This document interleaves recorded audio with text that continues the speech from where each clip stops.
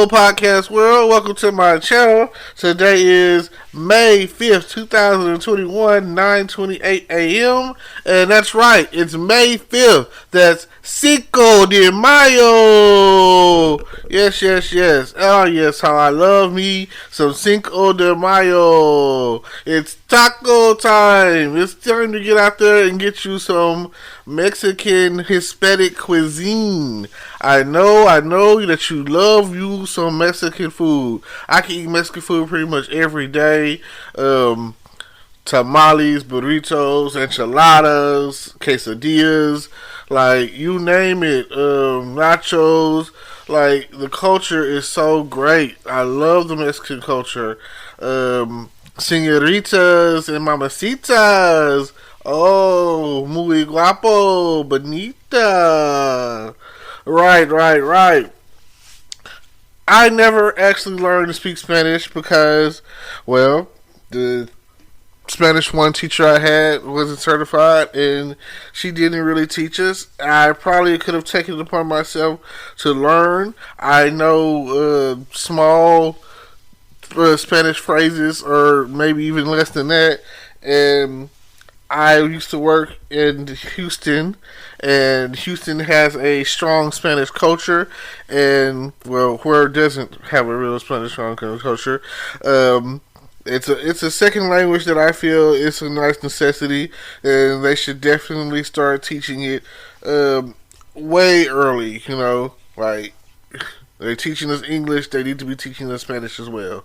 So that way, by the time we make it into high school, we will already be somewhat fluent in. I feel like if they start teaching it somewhere around the what is the intermediate stages of education, which is like the 3rd, 4th, and 5th grade, and by the time you hit the middle school ages or whatever, the 6th, 7th, and 8th grade, you will definitely be on top of your game and be able to communicate with our Hispanic brethren. Now, since that's not the case, and since it's not really some sort of mandate, and since the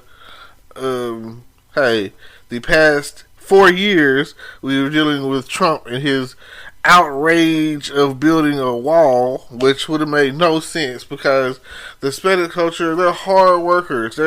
Have you ever seen these guys fix a car or build a house? Like, come on. Have you ever went and had margaritas in real homemade margaritas and some real Mexican cuisine? Like, oh my gosh, it's great. I mean, like, people out there are talking about barbecue and turkey legs and, all sorts of stuff like that. But at the end of the day, or Italian Olive Garden or something like that, or subs and deli and soul food, But come on. Like, they're the only real culture that has like a strong isolation of, like, if you go, the food is relatively cheap and it's delicious and you can drink. Like, you're not, you know what I'm saying? Like, if I go to some soul food place, I'm more likely to get me some tea and hot water cornbread or something, and some greens or something like that. That's like sweet potato pie or something, pecan pie. But if I go and I'm dealing with the Hispanic culture, I'm going to get a margarita. I'm going to get me a Corona. I'm going to get me a Dos Equis. I'm going to get me, all of that. I'm probably going to be taking shots of tequila. So, shout out to Jose Cuervo. Like, you never know what's going to happen. And now, I must be honest, I just can't get down with the Mexicana music. I'm a music lover, but when I go somewhere and I'll say it like this, and it's just not them, it's any music that has an accordion playing in it, I don't think I can get down with. And they definitely be having accordions and strings and all of that, going on, and, if it's not Selena, I don't know if I can get down with it.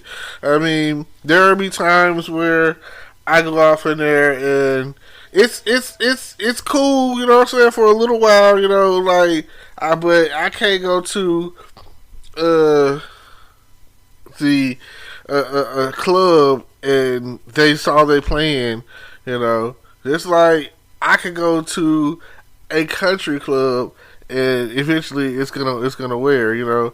I gotta mix it up. You know, it don't matter. You know what I'm saying? You can throw that in there. I could go to a place where they're playing everything, you know, but it's gotta be the hottest. It's gotta be the beats gotta be rocking. It's gotta make you want to dance, you know what I'm saying?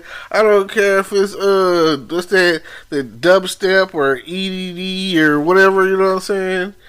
I don't care, you know, like it's just long as like, hey, oh, whatever it is, it's got me, you know, because I'm not listening to every R&B, blues song, hip hop. Like some people, some artists out there is trash, and you know, it's not for me, and it could be an age thing. I don't really like loud music anymore. I don't understand why people have to so loud. You know, oh my god.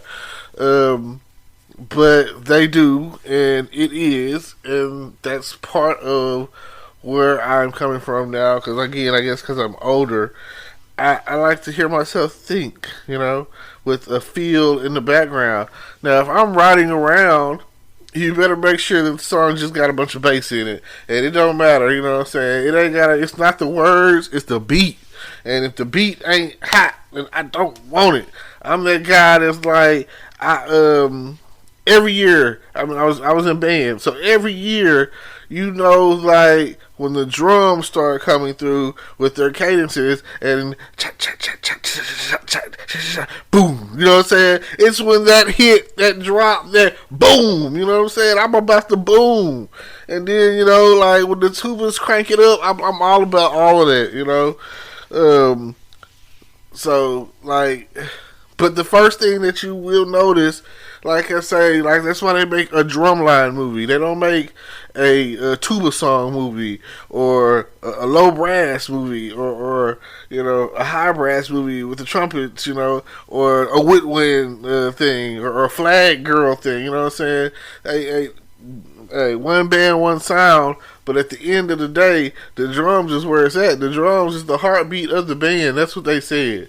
So it don't matter. Even if you just knocking on the table, making it a beat. That's how they used to do it back in the streets. If it was that is the case, then that's what it will be. Now, something else that I like about the Hispanic culture. Oh my gosh, you guys are just so beautiful. You know what I'm saying? You beautiful people. You know, the women are, oh my gosh, you're so beautiful. Like, if you take care of yourself, you know, y'all get the best of most world, all worlds, you know. Hey, like I say, it's so wet, right? So, you got long hair, you know what I'm saying? All of that kind of stuff. But, yeah, you know, it's just the a lot of people don't understand what you're saying. So, if you don't speak English, it's kind of jacked up. But like I say, love Mexican food, something I pretty much eat every day. Like Taco Bell has always been like it's always open. Like they say, fourth meal. At one point in time, that was the go-to spot at after the club. We didn't have a Taco Cabana here, so I don't know what the hype is, but I hear good things about it. I mean, I've been to some, you know, but hey, and then let's say you go to a Hispanic restaurant, they gonna give you those corn flour chips, you know, and you're gonna be eating off of them for free, you know. That's they gonna start you off on that, and then you know, me personally, I'm gonna get a margarita. You can't go to a Mexican restaurant without getting a margarita. Oh man, like. Yeah, like if you go to hang out, go to a Hispanic party, maybe a quinceañera or whatever. Hey, that's when all the families come together. Cause there's nothing like a Hispanic woman becoming a woman. Oh my God, she's got all her 15-year-old friends there, and they're all happy that she's becoming a woman or whatever, and Yeah, I've been to some hotel events where they're having a private party for their daughter, and she's, oh, quinceañera, they're all over the place. I'm talking about it's packed out. It's like the whole sophomore class is in there, So freshman class, whatever. All of them have been there. All of her friends, all of her cousins, and so it's just like they take over, and then they everyone's dressed up. It's like a prom or a ball or a banquet or something, and it's a great feeling. But then like I said, there the gifts are being brought, and the food and the drinks. Everyone's drinking. Hey, you know, it's a whole open bar at that point for me. So like like I said, I used to work at McAllister's, and I used to work in the kitchen, and the people that work in the kitchen generally were non-English speaking, and they used to have get-togethers or whatever, and of course, I really wasn't invited. It was a family affair. Not really tripping about it. You know what I'm saying? I probably would have slid through, maybe. I did try to kick it with a couple of people I worked with. We hung out and whatnot. It was cool. But like I say, great feeling at the end of the day. They have a great. They party hard. They work hard, and they party hard, and they drink hard. So on the other side of the story, the story of the drinking. Oh man, I hate to see our hardworking illegal Hispanic workers get locked up for drinking and driving. That is like the number one thing. If you're going to drink, don't drive, my friend. If you're going to drink, stay home. Especially if you're not legal, if you don't have a green card, if you don't have no papers, if you're not made into the country. Like, come on. And then they go to jail and different situations for different places, whatever, and it's a horrible experience for them. I've seen Law and Order SVU did something on it. I've seen FBI Most Wanted did a thing on it or whatever. And the worst thing about it is they were trying to scare the head of the FBI Most Wanted team by deporting his daughter. And here's the worst part about that. It's how to say that she's a Hispanic. She was a little Indian girl. You don't get much more American than a Native American Indian girl. Like, she was born here. All her people were born here before you came and took over. But yet, where you going to deport her to? You know what I'm saying? Like, she's Native. She's from here. Her people is from here. Her ancestry is from here. Like, where would you go send her to? So, like I said, she's 11 years old, and she didn't understand what was going on, and she felt bad, and the FBI, her dad, was like so pissed off, just as any parent should be, and he was ready to go to war over that, because that is a scary experience. Children are separated from their parents and their family, and vice versa.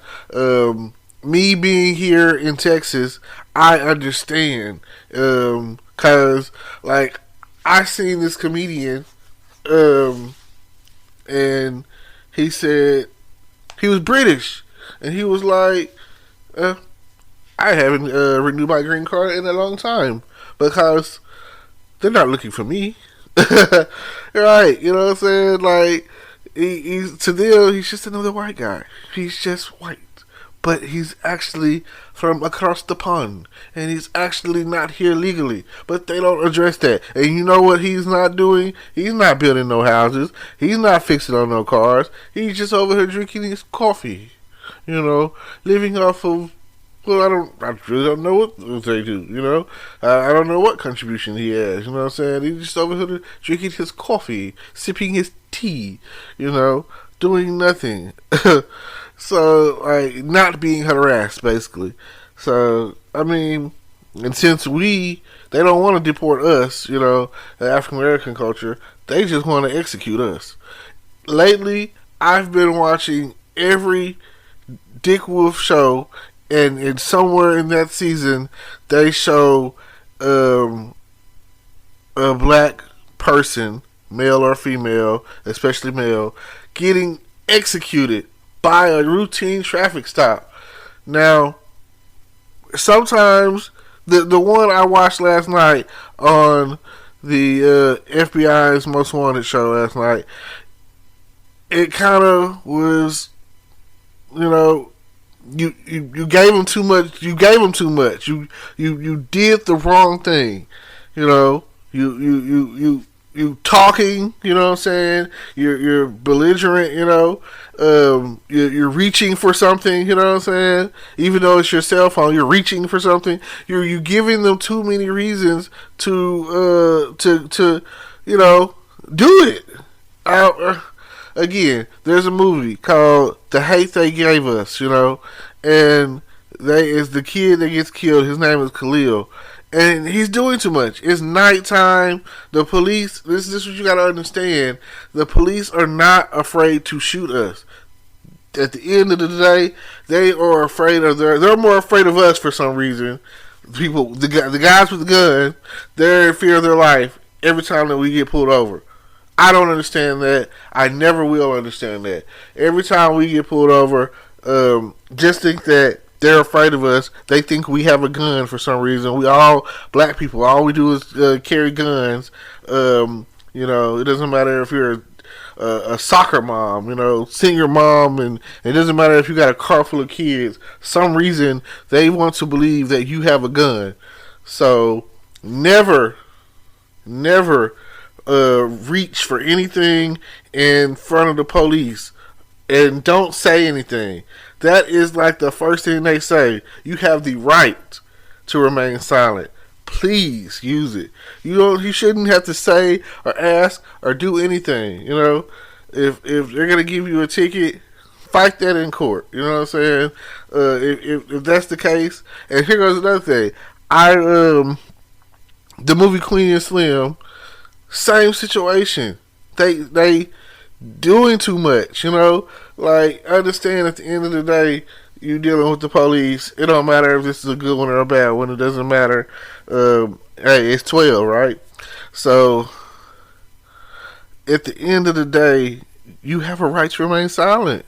Exercise your right. Keep your hands on the steering wheel in plain sight. Make sure that he can see your hands, and that that's a different topic for a different day. A lesson in how to deal with the police and how to make it home safely, and as they call it these days, the talk. And not enough people are having it, and not enough people are exercising their rights to do absolutely nothing but make it home safe. That is the goal at the end of the day.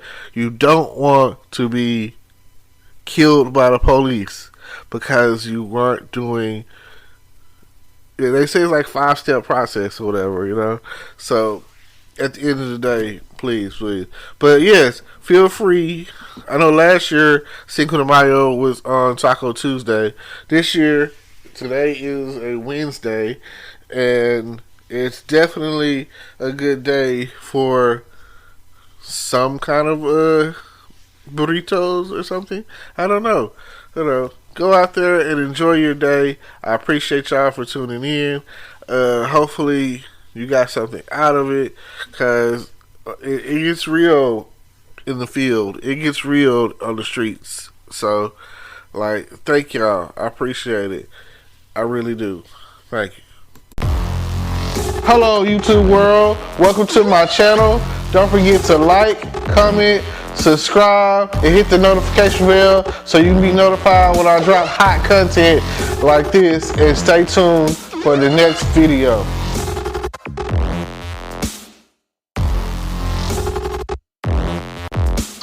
Today is your lucky day. Today is the day that our $3 website works for you, paying you directly to your PayPal daily. Imagine $3 ongoing continuous payments to your PayPal account. Imagine falling asleep and waking up to $300 in your PayPal account. How would this make you feel? How could this help you? What bills could you pay? What kind of fun could you have? What does that retirement look like now? All for a one-time payment of $3. This website is DFY done for you, fully built and completely hosted, and never stops collecting payments for you. You have spent $3 on coffee on a regular, but that coffee won't help you create multiple streams of income. Click the link below.